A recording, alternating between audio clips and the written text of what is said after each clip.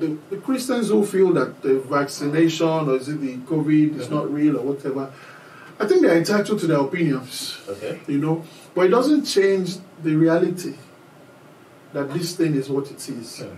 You know, realities don't change. Views can differ. Okay. You know, so I think it's just a view thing.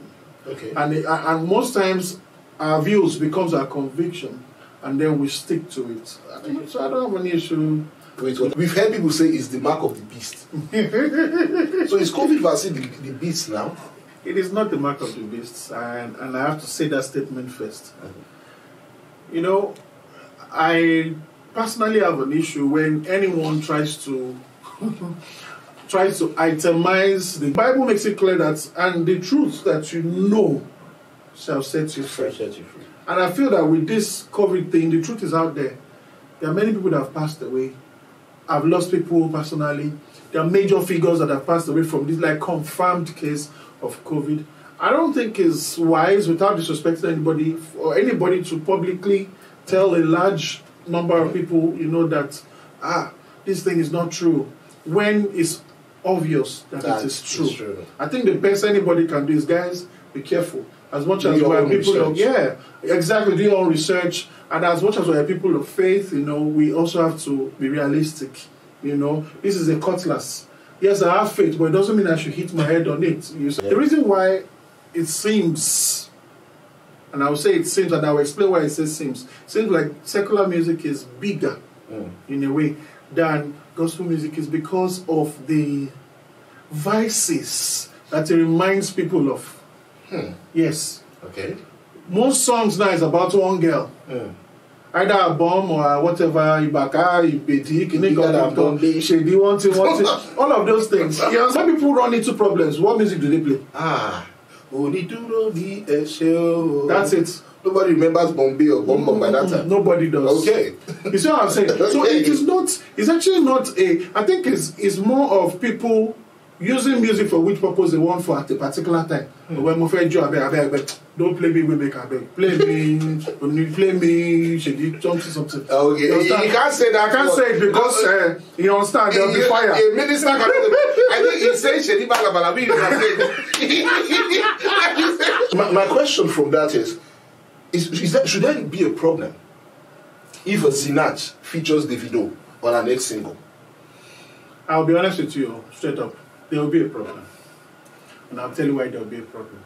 You see, these things are like boxes. You put something in a box here, you know that this box is where it belongs. You put something else in another box, you know that's where it belongs. When you try to do what they call in agri cross-pollination, sometimes it becomes catastrophic. But now, it could actually work. Let me tell you where to work. It cannot work on spiritual songs, for instance, or street songs, for instance. It can work on songs of like unity, songs for the nation, songs for...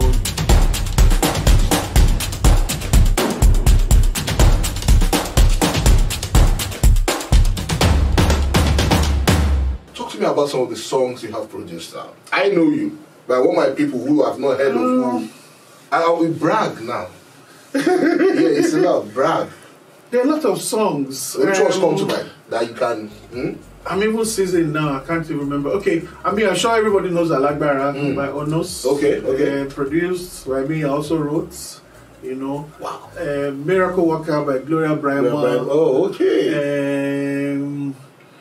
My head is just all shutting down now. It happens to the best of us. Gosh. When they tell you, okay, give us what you have done, you then begin to think. You know. I even think the first Big Brother Nigeria song that was done in Nigeria is the one who did it. You see? I can't remember a lot of things, to be honest. There's just too many things. But at least he's giving you at least some of them. So just do us a favor. Most of them are actually international jobs. They don't have, done outside the country, and I'm still doing. So like too many projects. Too many projects. Yeah. So how do you compartmentalize? See, I have to take my time before I bite my tongue. So how do you put all those works, since you have a lot of them that you're doing? How do you put all of them? How do you make sure you deliver the best on each job? I try not to get too many jobs at the same time. Okay. So one thing I learned early, you know, from them Uncle Deron, from Universal Music and co, is project is the best way to go. Yeah. So that even if all I'm doing for an artist is 2 tracks, Okay. I'll make sure that there is really no other work that is obstructing at that time. It's hard to achieve sometimes, but I do my best to make sure I don't have clashing jobs. Like I've never double booked a session in my life. Really? Never. Wow. There's never. That's impressive. Yeah, there's never. Knowing how this industry is. Yeah, never double booked. You will never come to your session and find out that somebody else is there. You just have a time. So maybe yours is 10 a.m. to 4 p.m. Next person is say maybe 5 p.m. to 9 p.m. or something. You know, but I never double. So it helps me to Okay. okay. So let's move to what is going on at the moment now. So I remember saying that Instagram was one of the reasons why this is happening, why we are having this interview. So if you follow him, his page is a delight. Let me use the right word. So let's talk about COVID. COVID. You are a Christian, you are a minister. Yes, sir. Of the gospel. You talk about God, you talk about Jesus, and you talk about your belief and everything. So what you have to say, or what's your reaction to Christians who think this COVID-19 thing shows that, you know, in the book of Revelations where they said the mark of the beast and all these things. So what do you have to say about the whole thing surrounding that? I'm still going to another question, but I want a general overview. I think, before I say anything, I think the book of Revelation is actually about the revelation of Christ, the differentiation between who Christ is and what every other thing is. That's How so? Good. Because in the book of Revelation, you know, we are told about everything that's going to happen in the end times. Yeah.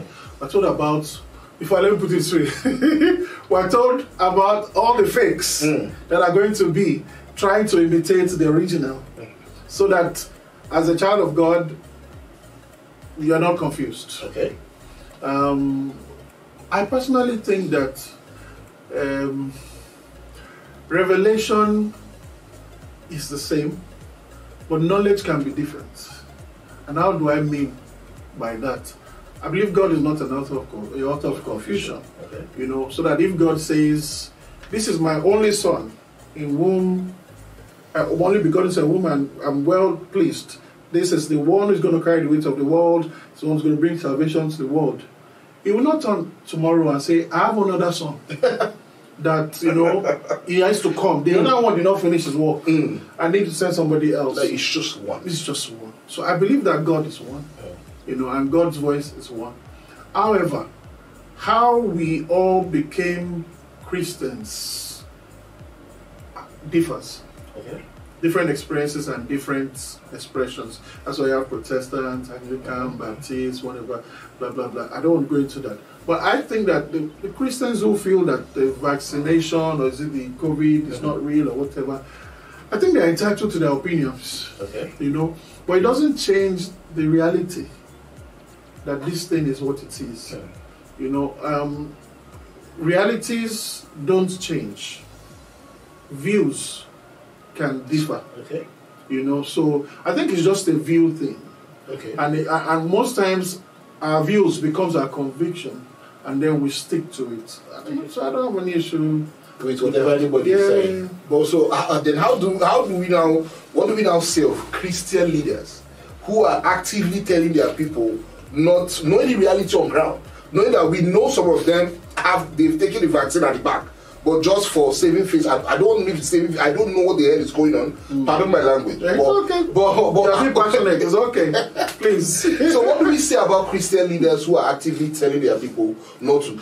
We've heard people say it's the mark of the beast. So is COVID vaccine the beast now? It is not the mark of the beast, and I have to say that statement first. You know, I personally have an issue when anyone tries to itemize the gospel. You know, tries to. Okay, let me take you way back. Okay. Remember when internet just came? People says, this is devil's box now. Devil is now watching what's happening in the whole world. Then when www was introduced, oh my God, problems. Even emails, before a lot of people could sign up for emails, it took a long time. Then when we were using, was it 2G before there was 3G? There was problem. Even before 4G came, there was problem. Now 5G is here, there's problem. So what I'm basically saying is this: people follow their leaders for reasons best known to them. Okay. And I think that to a large extent, the truth is this: it's hard to separate a follower from their leaders. Even when the reality show you otherwise. It's actually hard. Okay. I've seen this time and time and time. Even me that I'm speaking. There are times when, you know, in my former place of worship, you know, when the leader says a certain thing, I can see that it's actually not so right. No, but because it's my leader now. So there's that allegiance that's like, it's okay, let's leave it. But somewhere in my head, I know it's not right. You understand? So, I mean, and the Bible makes it clear that, and the truth that you know shall set you free. And I feel that with this COVID thing, the truth is out there. There are many people that have passed away. I've lost people personally. There are major figures that have passed away from this, like, confirmed case of COVID. I don't think it's wise, without disrespecting anybody, or anybody to publicly tell a large number of people, you know, that, this thing is not true, when it's obvious that it is true. I think the best anybody can do is, guys, be careful. As much as we are people of, do your own research, and as much as we are people of faith, you know, we also have to be realistic. You know, this is a cutlass. Yes, I have faith, but it doesn't mean I should hit my head on it. You see what I'm saying? So, I hope I'm not in trouble, guys. I like how you've answered the question. So moving on. So when it comes to music these days, most of the world just thinks about Afrobeats, and that's like the major genre that has been. So do you think gospel music is marginalized, or is forgotten, or is just pushed to the side? Or you know what? I'm asking this question because if you look at it from one angle, many people don't have. It's not like a lot of people listen to gospel, but they don't listen. So if you compare, my own personal opinion, if you compare gospel guys with the normal guys, I think like when it comes to musical, they go watch these boys now. Gospel music, watch them majorly. But it's just the way the world works. And everything, and in Nigeria. So I'd like to hear your own opinion now. Do you think about like Nigerian gospel music? Let's use it like that.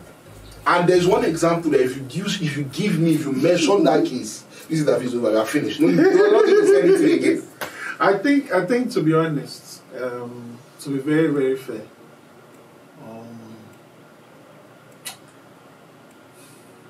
okay, let me use Big Brother Nigeria for example. Okay. If you notice, the viewership of Big Brother Nigeria is massive. Yes. It's crazy.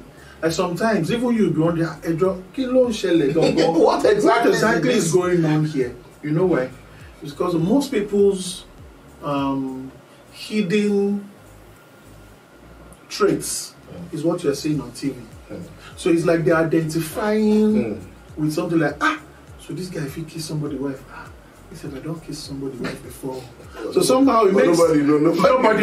But somehow it makes them feel a bit comfortable, like, okay, at least not be only me. If God won't judge people, we not go judge only me, we plenty. So there is that thing first, and it applies to music as well. Okay. You realize that vulgar music, when I say vulgar, I just say secular, because I have a problem, first of all, as a Christian. When people say secular music, gospel music, I have a problem with it. That's already a division. You know, and I don't like dividing people. What I like to say is, let's divide the agenda. You understand what I'm saying? Don't divide the people. Because tomorrow, if Wizkid comes to your church and drops 500 million naira offering, you will collect it. You will collect that money. Of course. That's the truth. Tomorrow, if Sinach comes to your mosque, and say, I just like this Afa. Oga, take 250 million. When I take and renovate this place, Afa will collect that money. He will not say it's from Sinach. You know what I'm saying? So I think in music is the same thing.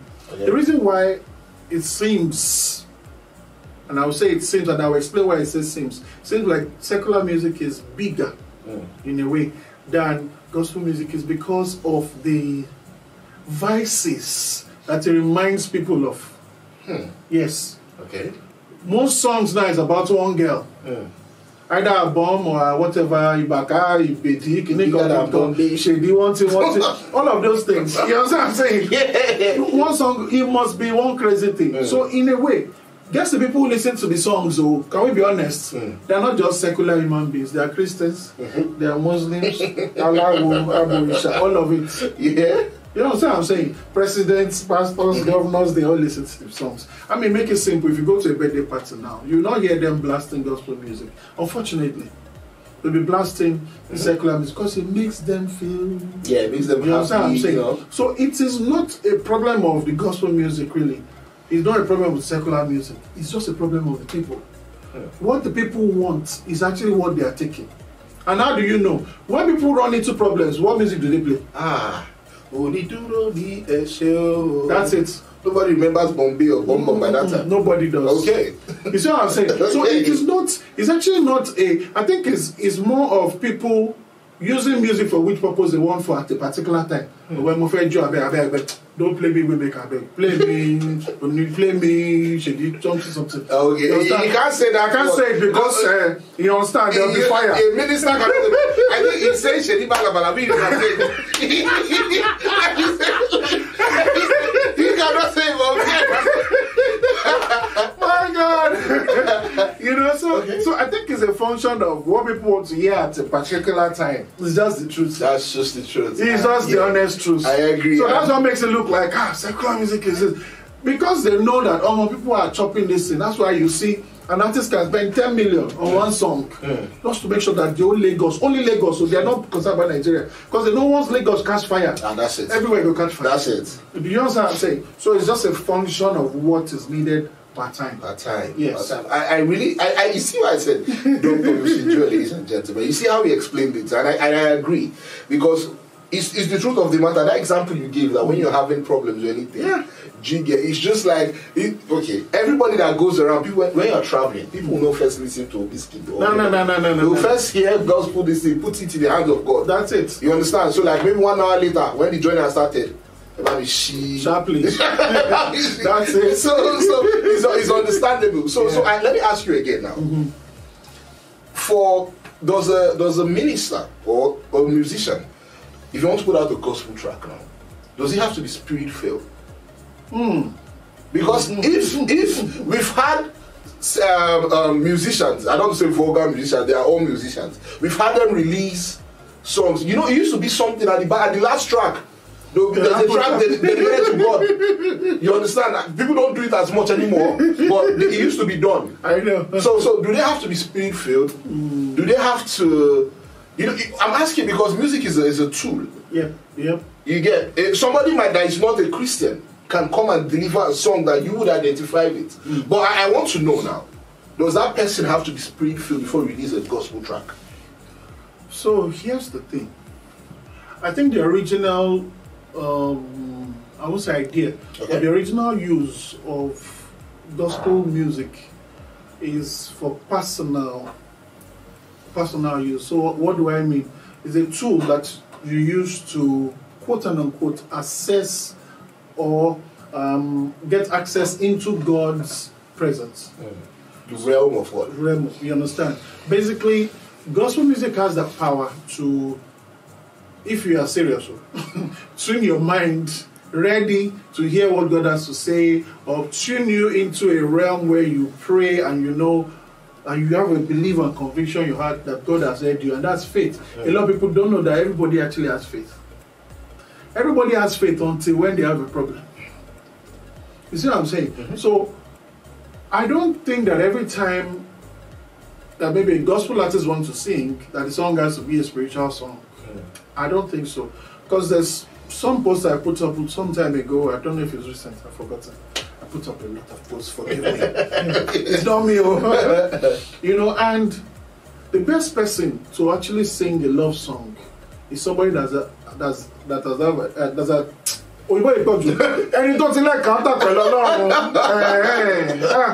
someone who has had an encounter with God is the best person to actually sing a love song. When you say love, I think about agape love or love on the streets that we know. So here's the thing: love on the street is actually not love. Don't let them. It's the truth. Explain. Love on the street most time. Growing up, we know that when you're trying to check a girl, you only have one aim. You want to sleep with her. Or you want to better her life. You understand? Okay. You know you only have one aim. That you want to sleep with her. When we're growing up, I didn't say now that we have baby and we have sense. No. Okay. I'm talking about teenage years. Yes. That's early 20. We're all walking hormones, man. Everybody, you understand what I'm saying? Yeah. Trying to explore the world, trying to just be crazy, you know. But if you look at it for what it is, real love will not be making you break up your marriage. Let's be honest. Because of the beginning, what do people sent or what do people gave each other from the beginning is real love. So who's supposed to sing about that kind of love if not a Christian? Okay. Do you understand? Yeah, okay. I cannot come from the streets and come and tell you the meaning of true love. I cannot. I can tell you about lust, though. I can tell you about a hot girl, a hot guy. No, go ahead. Wait. No, I don't agree. No, I love. In as much as your relationship with God is an example of love, yes. Of true love. I think love exists in different forms. There are different types of loves. Like love, I say love. Yeah, like you said. You said, is it agape love? I'm talking about. Which is actually the real love. That is the real love. Do you understand? Yes. Now you can talk about another type of love. It's just like saying the this is love. They have subsection. Like our constitution, I would say this is the general body. They have subsection 1, subsection 2, subsection 3. That's what I think. Do you understand? Because if you say somebody from the street cannot explain, somebody No, not like they cannot explain. Because see, they also might have encountered real love before. Don't get me wrong. I'm just saying in pertaining to the question that you're asking. Asking if a Christian, like a gospel artist, must it be a spiritual song? Must it be spirit-filled? Yes, is what I'm saying. See, there's nothing wrong with the person singing love song. Okay. Nothing wrong with the person singing about a better Nigeria. Nothing wrong with you singing about how ladies should behave, how men should behave, how our kids should behave. Simple song like "Oh, mommy, show ready." How many? Is it a Christian song? No. Is it a Muslim song? No, everybody. Is it woman or Christian? No, I don't even think so. We don't know. We don't. Okay, we don't know. That's Christian. Okay. Oh, it looks like she was. I think she was a Christian. We don't know. We don't know. That's what I'm saying. But guess what? Everybody sings that song. So I think whether you're a Muslim or a Christian, whether you're a street or whatever, there are songs that you can actually sing and let it be a vehicle of message. That the message, the content is clean and is very, very well acceptable for society. Okay, I like that you say it should be a vehicle of message. But when I sing "Your Bomo bigger than Bombi," that's a message right there. I know, but you see, the truth is, will you sing that to your son? Let's be honest. No. My point exactly. But guess what? Mommy, you can sing it to your 2-year-old daughter. Okay. You understand? You can show your son to Shedi Nibo. You understand? Nibo. What are you talking about? See, that's why we have songs for different occasions. Do you understand? Songs for okay. So another question I wanted to ask before I now we go back to your work. Another question I wanted to ask is, I think it was Lecrae, the American rapper. I really like him because not as much as he does good music, but because of how he's handled certain situations. He started rapping about Christ and gospel and everything. Then I really did not even notice the shift, but I just noticed that he started talking about a couple of others. So he wasn't vulgar. I don't think he's ever been vulgar. But he started rapping about a lot of other things and everything. And the church had problems. When I church, I mean they had problems with. Because he even addressed it that he stopped getting invitations and everything. And he was like, he's not going to change because he wasn't put on this earth to just sing about. He's done that and he will still continue to do that. So my question from that is that, should there be a problem if a Sinach features Davido on our next single? I'll be honest with you, straight up, there will be a problem. And I'll tell you why there will be a problem. You see, these things are like boxes. You put something in a box here, you know that this box is where it belongs. You put something else in another box, you know that's where it belongs. When you try to do what they call in agri cross-pollination, sometimes it becomes catastrophic. But now, it could actually work. Let me tell you where it will work. He cannot work on spiritual songs, for instance, or street songs, for instance. He can work on songs of like unity, songs for the nation, songs for UN. Before you even continue, I know Frank Edwards was featured on a song with MI. Before I heard the song, well, probably because it's me, I was like, okay, this looks interesting. When I heard the song and it was, oh God, I thank you or something. I was disappointed. You know why I was disappointed? I was like, you cannot sing about the normal, so let's scatter everything. That was what was in my mind. Let's see what will happen. Do you understand? But you were saying something. The truth is this. I've lived enough now to see that some things can't change. It does not mean that those things should resist change. Okay. I just realized that some things can't change. It's a very hard reality for me to accept. I just realized that those things, no matter how much you try to change them, they can't change. But guess what? I also realized that the only time that those things change temporarily is when somebody of influence is the one doing it. And not just any random person. Do you understand? Like you talk about Lacrae. Lacrae would have gone and started singing other things probably because like, oh, I'm very good in what I do. Okay, what if I let's rap about a better day. He has a song with $, Blessings. So if you hear the song, you know that, okay, he didn't want to, he was just being very careful. Yeah. But that song, people had problems with it. They were like, why would they want to bring $? The problem with those kind of people is they're just judgmental. Okay. We have to balance this talk. People, there's the judgmental people who will jump on anything, just say, that's not single Davido. Judgmental. Okay. But then there's some people who are like, wow, this is actually good for Christianity. This is actually good for the streets. This begins to show that, okay, we're only singing different type of music, but we don't hate ourselves. So that has to also happen in a way. Whilst I know it's not going to change, like I said, you know, I don't think it should resist the change that can be for the betterment of an industry. Because when you look at it, it is a music industry.